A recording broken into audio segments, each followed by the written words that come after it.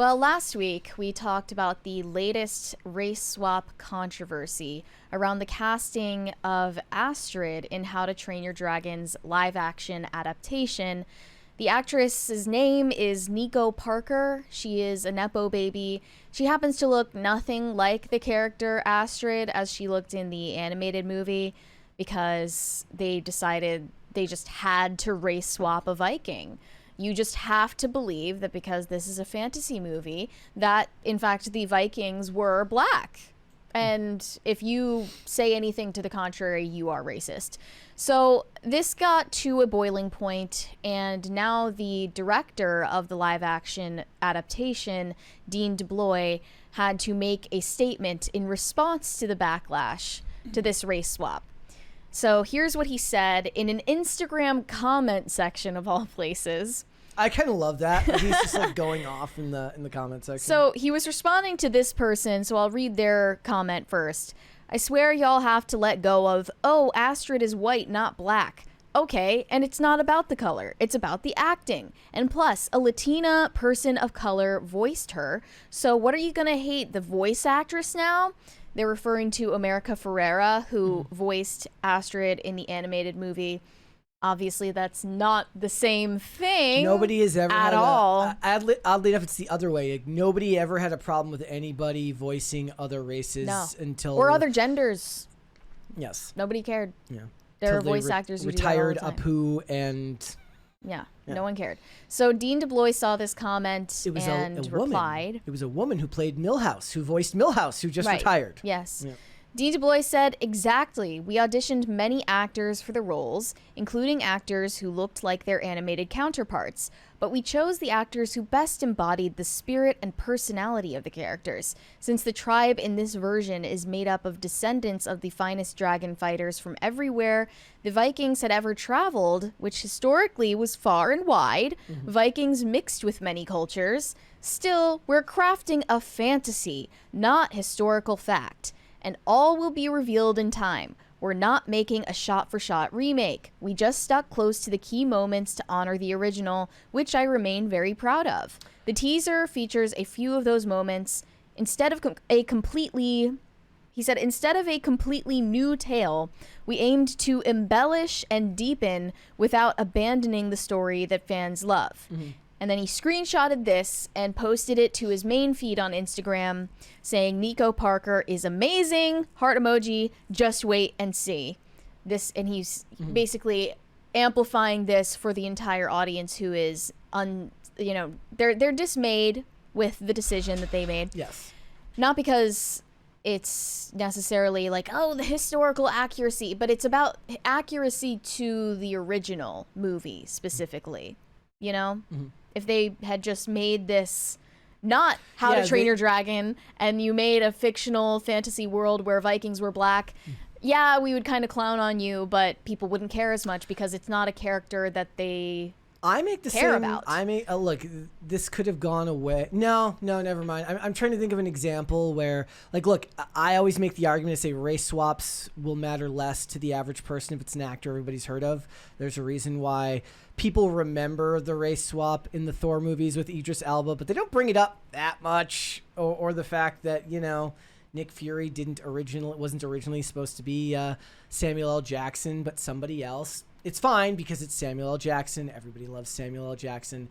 I mentioned Denzel Washington being my favorite actor of all time, and several roles that he's done where this has happened in, and nobody really mentions it because I think the average person, if they're looking at it, they go, well, that actor is of a certain caliber, which means that they understand that for the box office, that can be beneficial to them. Nico Parker had at least one of my favorite scenes in The Last of Us, which was that opening action sequence in the car, and all of those shots I thought were the best CGI work they did in that season, and she did perfectly fine in that.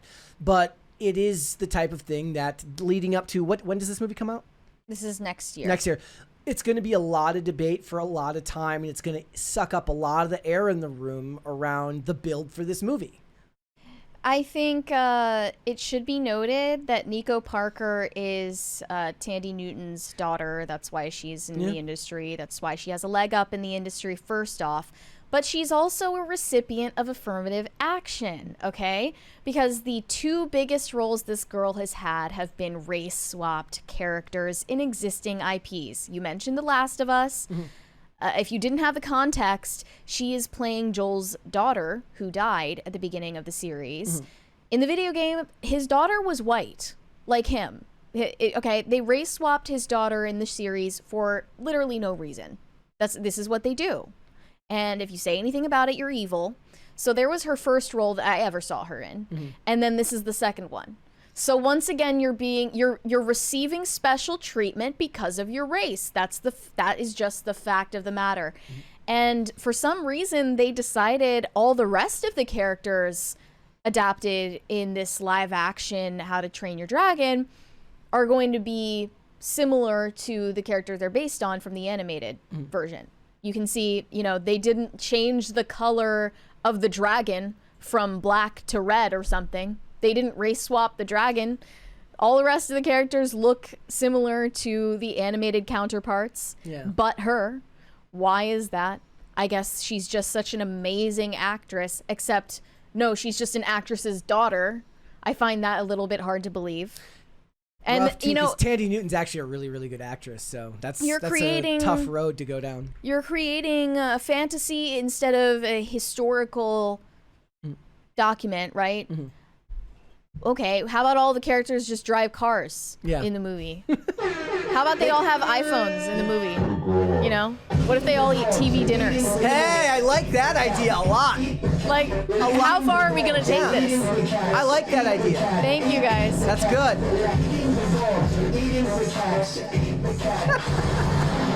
I love. How about they all wear Shein clothes in the movie? Perfect. Because it's not a historical account. It's fantasy, so you can put whatever you want in it, right? Yep. But it's not that. It literally is a race thing. It is fundamentally a race thing, and it fundamentally is because they want less white people on screen. That is the point of the race swap. Well, it's something that they talk about a lot, that it's a mandate that's done because Oscar's so white, 2017, and there's a big mandate in Hollywood to do that. You're going to see maybe not less of it now, but it's going to be shifted to other projects. Like, I'm actually surprised they did this. I think we're going to see a point now where they're going to go for accuracy for a while, and then they'll shift back after a period of time. Television is where they'll do it more frequently. Usually it's lower stakes. Yeah, and lower that's where they stakes, lower experiment investments. more. Yeah. So in movies, I don't think that that's going to happen as much. I saw somebody else posting in the comments that there was some other stuff that was getting cast. I think it was for the new Game of Thrones spin-off that they said that there were no race swaps, and they were all shocked by that. And look, I'm going to maintain that, again, this only works for movies and not television shows, because on television shows, you're not going to get those bigger name actors. And for a role like this, you're not going to have a child actor that has the pedigree of a Denzel, of a Morgan Freeman, of an Idris Elba, like any of those ones. There's a reason why Denzel Washington is given the pass. There's a reason why when people talk about James Bond, a lot of people will give the leeway to the idea of Idris Elba, even though I maintain that he is too old. Race regardless, he's too old. He can't be 60 he can't be 70 when he's making the final one. I get that that's a thing now, that Liam Neeson is finally retiring from action movies in his late 70s and stuff like that. But, you got to start James Bond out in the 30s. But there's a reason why Idris Elba's name comes up in that, because people will give the leeway to the actor who is the most qualified, because they understand why the studio would want them. They draw money, theoretically. So, but has a black character been turned into a white character? But I don't have the examples off the top of my head. Not because the white actor is famous.